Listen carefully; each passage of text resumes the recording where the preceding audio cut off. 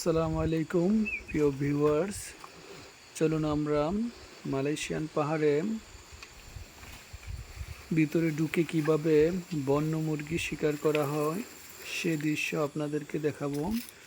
আমরা প্রথমে জঙ্গলে ঢুকে একটা নির্দিষ্ট স্থান নির্ণয় করি। আমরা এই জায়গাটা সিলেক্ট করেছি, আমাদের মনে হয়েছে এই জায়গাটা পারফেক্ট।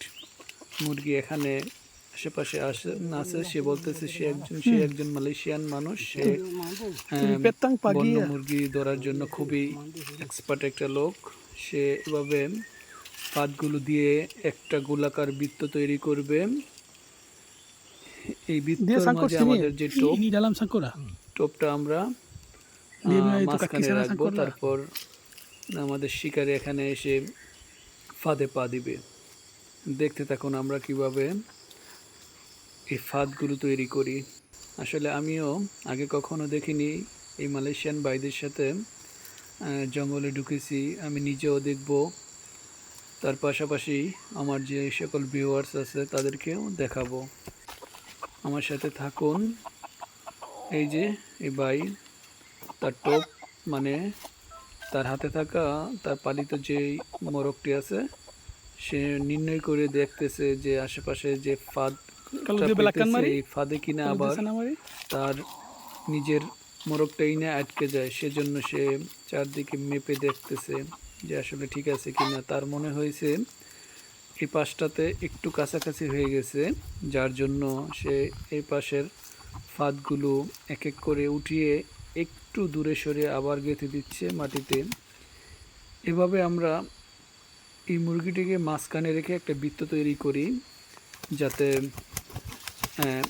এখানে সে যখন ডাক দিবে, আহ্বান করবে, তখন বনে থাকা মুরগি তার সাথে লড়াই করার জন্য প্রস্তুতি নেবে। সে যে ডাকতেছে, এখানে সে ডাকতেছে, আশেপাশে তার সাউন্ড যত দূরে যাবে, যদি মোরগ থাকে তো অবশ্যই এখানে তার সাথে লড়াই করতে আসবে। আসলে যখন বন্য মুরগি লড়াই করতে আসবে, তখন সে এই ফাঁদের দিক ছলনা করে সে তাকে আক্রমণ করবে। আর বিশেষত এটা তো বনের যে এলাকা, কথায় আছে না, যার এলাকায় সে রাজা।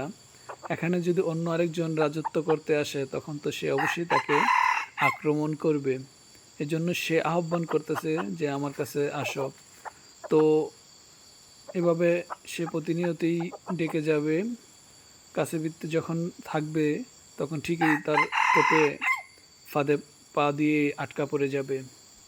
আসলে মালয়েশিয়া একটি পাহাড়ি দেশ, যেখানে পাহাড়ের সংখ্যাই সবচেয়ে বেশি। সমতল ভূমি সম্ভবত 10%, 90% এই পাহাড়।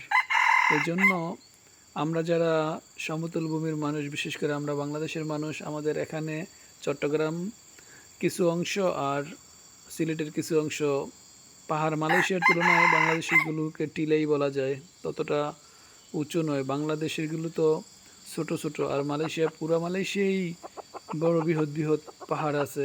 আসলে এইসব পাহাড়ে মালয়েশিয়ান বন্ধুরা তারা ছোটোবেলা থেকেই বড় হয়েছে, তারা জানে কিভাবে ফাঁদ পেতে মুরগি ধরা হয়। এই বন্য মুরগিগুলো এমন, আপনি দেখবেন যে আপনার কাছে, কিন্তু আপনি ধরতে গেলে দেখা যাবে পাখির মতন উড়োল দিয়ে এক পাশ থেকে প্রায় আপনার 1/2 কিলোমিটার এমনও পর্যন্ত দূরত্ব তারা উড়তে পারে। আসলে এই সকল ফাঁদ ছাড়া এই সকল বন্য মুরগি ধরা সম্ভব নয়।